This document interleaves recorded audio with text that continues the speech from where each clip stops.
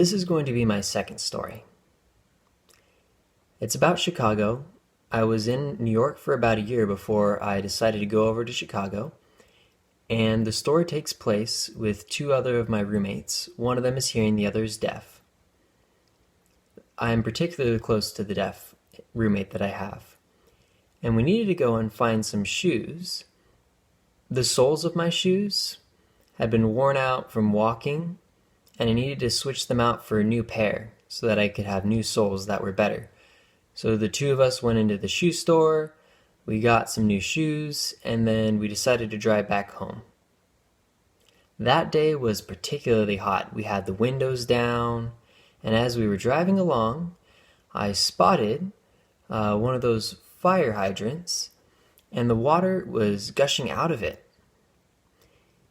You see, in the Chicago area, they have kids who would go around and they would take off the tops of them and the water would come gushing out.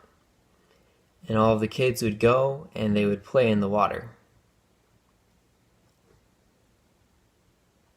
Now I was smart. I knew not to drive through.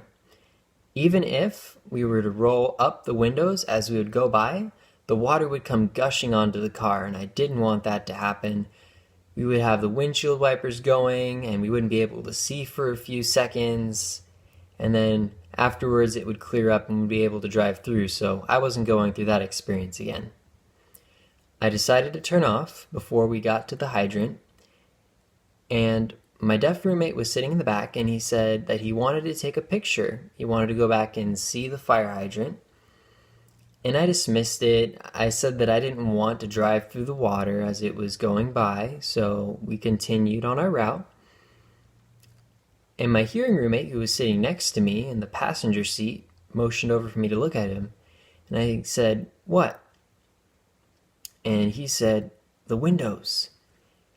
And we started talking, and we realized that my friend in the back didn't know or didn't realize that his window was going to be down. And if we were to drive back through, when we would go through, we would roll up our windows, but our friend would end up getting splashed by the water. Both of us laughed at that and started thinking about the plan and agreeing to it, and we started turning back around. But then I started to think about that roommate. If we were to drive back through, the water would go through the car, and there would be a lot of it coming through. And what would end up happening is it would get on the seat as well, and I didn't want that. And there was a second thought that popped into my mind, that if we were to go through and he found out about our trick, that he would never forgive me. So I thought I'd be nice and just drive on through and not let the water get